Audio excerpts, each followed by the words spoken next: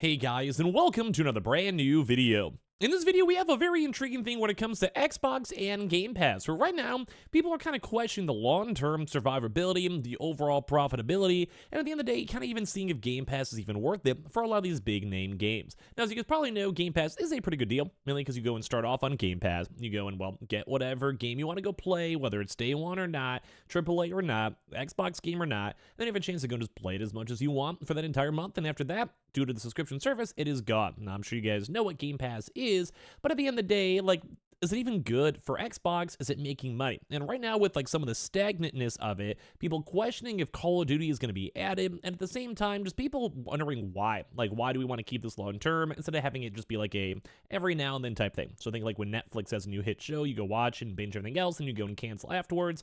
And what's kind of stopping the gaming community from doing that? So we're going to talk about the end of Xbox Game Pass, which is not ending at all, just dramatic title. But at the same time, there is something that's been throwing everyone to the loop. So make sure you guys are subscribed, notifications on. We have the Twitter and Twitch link down below if you guys want to follow. And I appreciate you guys all so much for watching here in the first place. So we got some kind of bait tweets and some normal tweets and everything else tweets on over here, saying Xbox and fans have been saying it's not about sales, but rather MAUs and engagement from Game Pass Now.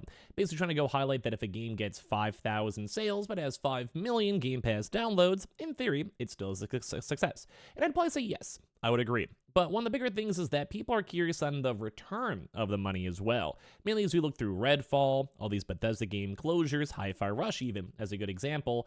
Do they really make their money back by maintaining people's Game Pass subscriptions, incentivizing more people to grow? As you guys know, for most businesses, new products, you want to grow. And obviously with Activision Blizzard costing like $80 billion with Bethesda, a lot of people are concerned. So saying new data is now showing engagement numbers for Game Pass titles is much lower than average. So basically, if it got put on Game Pass, most of the people buying the games or anything else with it is a lot lower. In over 18 months, they aren't really changing and remain only from a 20%. So this is intriguing to highlight. Basically saying, as we've seen subscription services also impact consumer behavior, and most publishers want to try and understand the premium sales cannibalization potential of these offers. We look at this issue through the lens of the share of total platform MAUs that games offered within subscription services have in the share of total playtime. The example below looks at the Game Pass for console portfolio and share of total results across 18 months. Share of MAUs is remarkably consistent, sitting at the 20 to 25% range of all game MAUs across Xbox, showing that there has been no shift towards market dominance from subscription services. The share may well shift with the introduction of Activision Blizzard titles. So basically saying there hasn't been like too much of a big change up or switch around at the same time. They're kind of just like sitting here looking at stuff. They're like, hey, cool, like, it's doing it about the same. So is it worthwhile for Game Pass? Like, if they're not making more money off of sales, increasing subscriptions and all of that, is it really worth it? They go and say the share of total Xbox playtime from Game Pass titles is lower at between 15 to 20%. As engagement from subscription titles tend to be below average as gamers experiment and try lots of games. So basically saying like, hey, if you have Game Pass, which is kind of the point and expected, I'm going to bounce between 50 different games and just find one that fits, or play one for 20 minutes, move around, play one for 30 minutes, play around, whatever. This lesser engagement is important to note, especially for companies planning to implement the game monetization across their titles. So it's also once again saying, kind of just the issues with Game Pass as a whole. If people are playing games, they'll play it, but maybe around for a few hours and dip out at most. And a lot of games also, if they are on Game Pass, may have also had a subscription-based model. So think like Helldivers. If Helldivers was on Xbox, then they would have had people trying to go buy battle passes, make money. Also, I think you do believe like you get a higher portion of income if you're like one of those hit games those few months. So it kind of goes and shows a lot of people are kind of concerned on this because it looks like Game Pass is not really helping. Like at the end of the day, it looks like a lot of people buying the games is going down, people playing the games going down, and playtime itself is also going down. And if you're a subscription-based service, as long as people are paying, that's fine. But in my opposite opinion, I feel like if people aren't really playing on it for a long time, they can't really find games they like and resonate with. It's nice to have 1,000 different indie games, but at the same time, I probably want to play more of the AAA games if I had to pick and choose. So right now, people are concerned about this because we're also trying to figure out if Call of Duty is going to be arriving. If Call of Duty comes day one on Game Pass, that will probably hugely increase the amount of people with it because people play Call of Duty consistently. They may keep their subscription for year to year, and at the end of the day, they have a chance to maybe check out other products. So at this point, we did have Sarah Bond, who's really high up in the Xbox presidency, will continue to launch its first-party games, apparently including Activision titles like Call of Duty on Game Pass. Now, we don't fully know because this has not been officially confirmed by on us able to actually play it, but it does seem likely. So this news comes in the midst of the period of uncertainty over the subscription service, as recent reports claim that Microsoft was internally debating whether new Call of Duty titles should be launched on Xbox Game Pass. Ever since Microsoft's acquisition of Activision Blizzard closed in the late 2023, Xbox fans have been wondering if they're going to get it. We did get Diablo, I believe some older Call of Duty games too as well, but we never had the proper confirmation. Although some people are also saying there might be a price hike if they do go throw in Call of Duty, which would maybe make sense, or maybe having an Activision specialty deal, which also maybe makes sense too as well.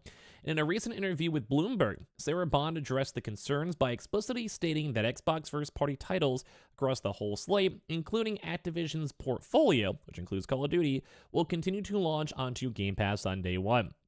Bond's allaying of rumors is potentially a significant reassurance for Game Pass subscribers. So all this is kind of good. We're seeing that there will be some big heavy hitter games like Call of Duty. Pretty much it seems like it's confirmed. We haven't, once again, 100%. And they, like I said, it also remains unconfirmed whether this year's much awaited Call of Duty Black Ops Gulf War will launch day one on the service. So no one really knows. A lot of us are waiting. We see Fables being teased. We have the Hellblade game, which I think will be well received, but kind of a dud in terms of getting new sales. It might be a little bump, but nothing super big. It's a small game.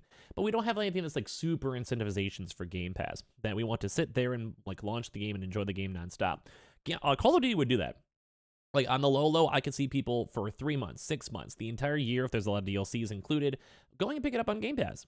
And at the same time, that probably would be a nice trade-off. Although that leads back to the fact of there's not as many people engaging on games, not as many people buying games. Microtransactions might be going down due to that as well. And as we see all of this, it does lead to the future of Game Pass being scary, because we're seeing this over here too, where people are just in turmoil. People are curious because games cost a lot of money. And at the same time, we're having all these other studios shutting down because they're not being min-maxed. So what is the wiggle room for Game Pass? Because Game Pass itself is good. You go put Starfield on that bumped up the numbers. But it didn't go make everything from 30 to 40 million forever. And if the game costs $200 million to make, then, well, it's hard to make the money back. It's really hard. So what are they going to do? Call of Duty, yeah, that might be nice and might be notable, but they need to have a even more consistent churn out than what they have. Because right now, even for me, who's an active gamer, I will literally go play Game Pass maybe 3 times a year on new games. When Hellblade comes out, I'll probably have Game Pass. If Call of Duty comes out for it on day one, I'd probably go get Game Pass for that first month until the game gets boring and I kind of run through the usual Call of Duty cycle. But what else do they have to offer? Fable might be cool for a month, but they also have all the old school games like Fallout games or Skyrim. I already played those. A lot of indie games, same time. So I'm not really sure exactly how they're going to turn a profit, because it almost does seem smarter to not include Call of Duty on Game Pass and make the game viable, sell it on PlayStation, Xbox, and try to make money back, and then maybe release it 6 months later on Game Pass. But then at the same time, Game Pass members are going to be upset about it. So what are they going to do? And I think that's kind of the big issue, because they're trying to hit profitability and sustainability. And that's good. You have 30 million subscribers at $10 each. That's $300 million. That's not a bad chunk. That's okay. We also have server cost and money costs, marketing costs, licensing costs, server costs, everything. So, is Xbox almost doomed to fail? Even Jim Ryan, the PlayStation CEO, said hey, we don't want this. We don't need this. This is not what gaming seems to be. But they've always focused more on first-party software, which seems to be doing well and working well because people just want to play games. But I do like the idea of a subscription service, and I have used Game Pass, and sometimes I do check out new games if I'm just randomly bored and checking it out. So I want to hear your thoughts, because this is very intriguing. A lot of people are hoping that Call of Duty is going to come. I think Call of Duty showing up on Game Pass for consumers is good.